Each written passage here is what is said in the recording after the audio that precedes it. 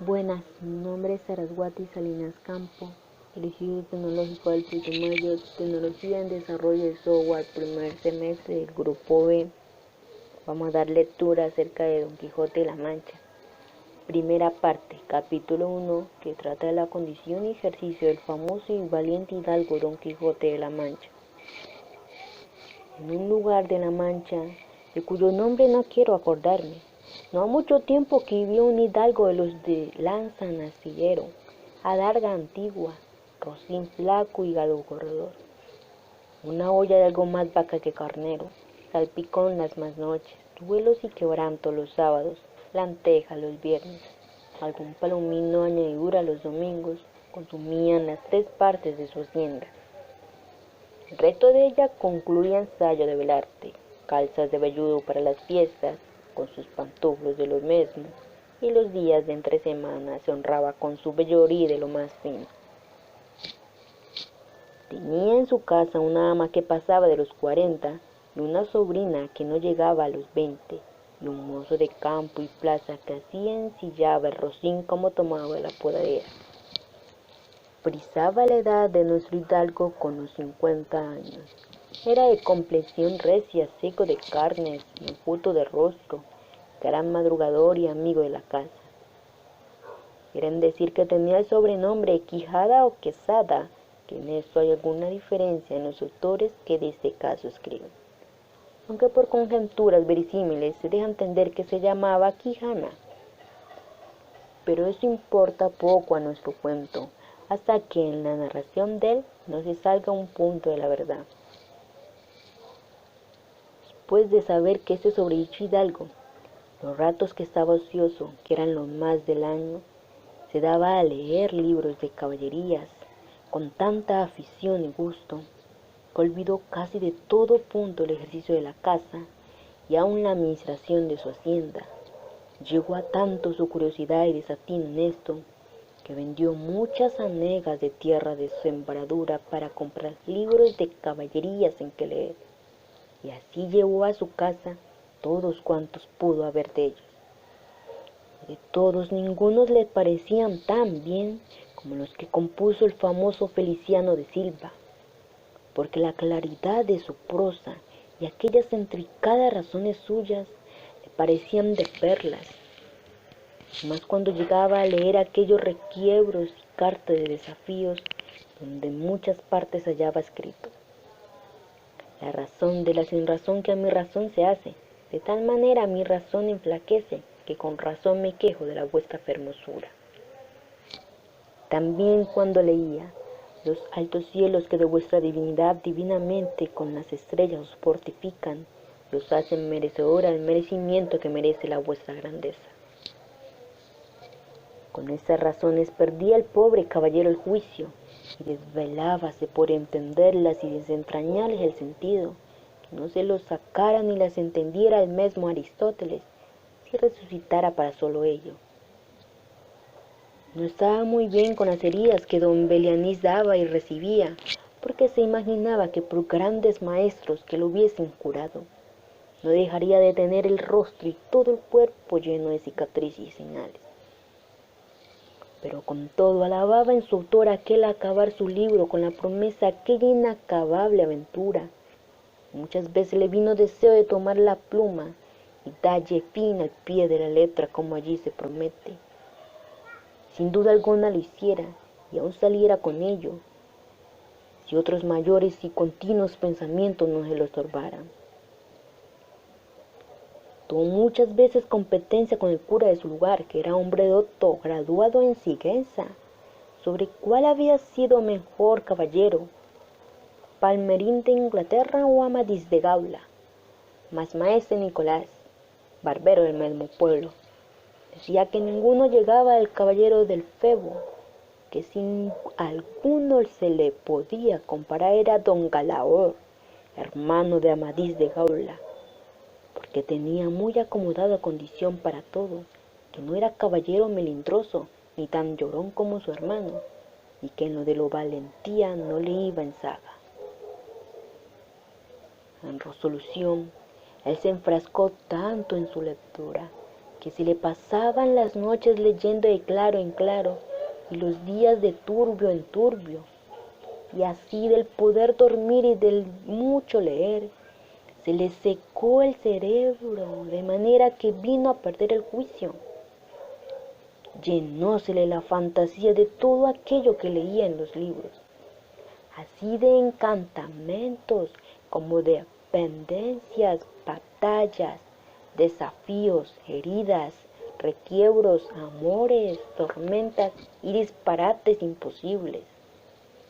Y asentósele de tal modo en la imaginación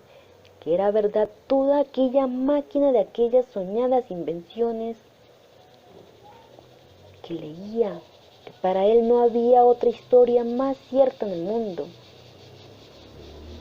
Decía él que el Sir Ruiz Díaz había sido muy buen caballero, pero que no tenía que ver con el caballero de la ardiente espada, que de solo un revés había partido por medio dos fieros y descomunales gigantes. Mejor estaba con Bernardo del Carpio, porque en Roncesvalles había muerto a Roldán el encantado, valiéndose de la industria de Hércules,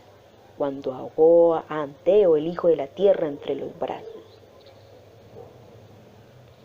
Decía mucho bien del gigante Morgante, porque ser aquella generación gigantea que todos son soberbios y descomedidos, el suelo era afable y bien criado. Pero sobre todos estaba bien con Reinaldo de Montalbán, más cuando le veía salir de su castillo y robar cuanto topaba, cuando en Allende robó a aquel ídolo de Mahoma que era todo de oro, según dice su historia. Diera él por dar una mano de coces al traidor de Calalón, al ama que tenía y aún a su sobrina añadidura. En efecto, rematado ya su juicio,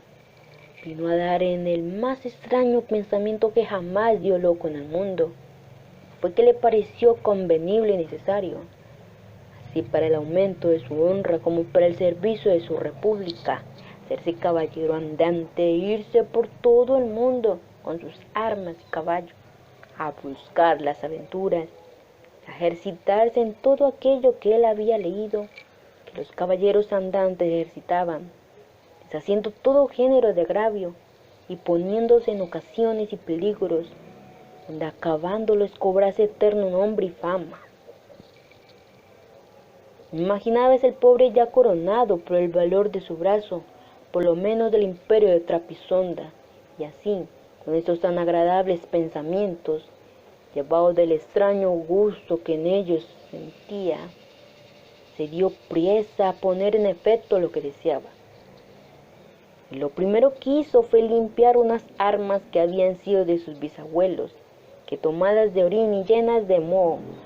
luego en siglos sabían que estaban puestas y olvidadas en un rincón. Limpiólas y aderezólas lo mejor que pudo, pero vio que tenían una gran falta, y era que no tenían celada de encaje, sino morrión simple. Mas a esto suplió su industria, porque de cartones hizo un modo de media celada, que encajada con el morrión, hacía una apariencia de celada entera. Es verdad que para probar si era fuerte y podía estar al riesgo de una cuchillada, sacó su espada y le dio 2 golpes. Y con el primero y en un punto deshizo lo que había hecho en una semana. No dejó de parecerle mala facilidad con que la había hecho pedazos. Por asegurarse de este peligro, la tornó a hacer de nuevo, poniéndole unas barras de hierro por dentro, de tal manera que él quedó satisfecho de su fortaleza, y sin querer hacer nueva experiencia de ella, la diputó y tuvo por celada finísima de encaje. Fue luego a ver a su Rocín, y aunque tenía más cuartos que un real y más tachas que el caballo de Gonela,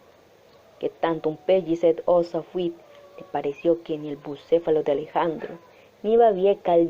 del Cid con él se igualaban. 4 días se le pasaron en imaginar qué nombre le pondría, porque, según se decía él a sí mismo,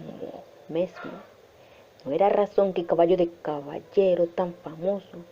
tan bueno él por sí, tuviese sin nombre conocido. Y ansí procuraba acomodársele de manera que declarase quién había sido antes que fuese de caballero andante y lo que era entonces, pues estaba muy puesto en razón que mudando su señor estado, mudase él también el nombre y le cobrase famoso y de estruendo, como convenía a la nueva orden y al nuevo ejercicio que ya profesaba. Y así, después de muchos nombres que formó, borró y quitó, añadió, deshizo y tornó a hacer en su memoria e imaginación, al fin le vino a llamar Rocinante, nombre a su parecer alto, sonoro y significativo de lo que había sido cuando fue Rocín, antes de lo que ahora era, que era antes y primero de todos los Rocines del mundo. Puesto su nombre, y tan a su gusto, a su caballo quiso ponérsele a sí mismo, y en ese pensamiento duró otros 8 días. Y al cabo se vino a llamar Don Quijote, de donde, como queda dicho, tomaron ocasión los autores de esta tan verdadera historia, que sin duda se debía de llamar Quijada, y no Quesada, como otros quisieron decir. Pero acordándose que el valeroso Amadís no solo se había contentado con llamarse Amadís a secas, sino que añadió el nombre de su reino y patria por hacerla famosa, y se llamó Amadís de Gaula.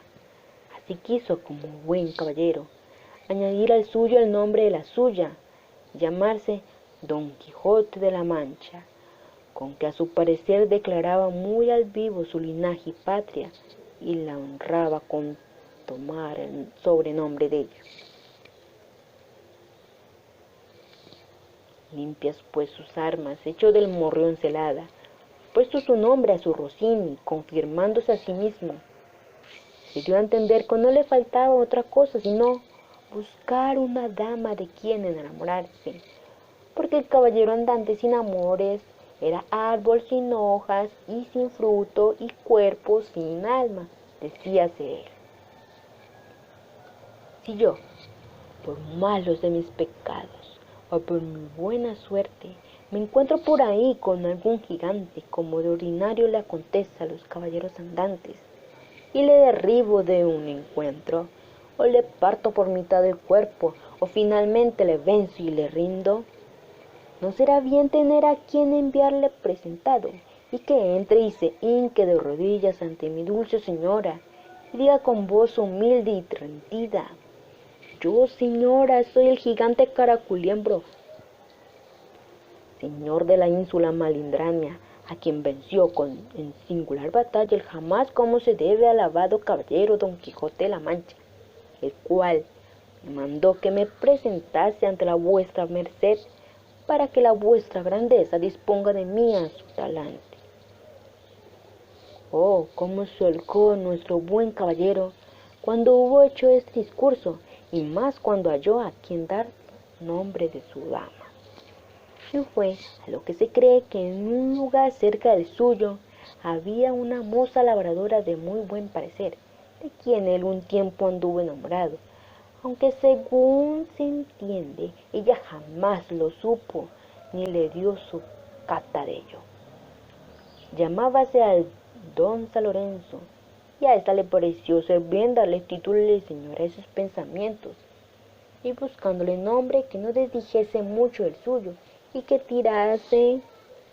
y se encaminase al de princesa y gran señora, y no llamarla Dulcinea del Toboso, porque era natural del Toboso, nombre a su parecer músico y peregrino y significativo, como todos los demás que a él y a sus cosas había puesto. Listo, esta fue la primera parte del capítulo. Gracias.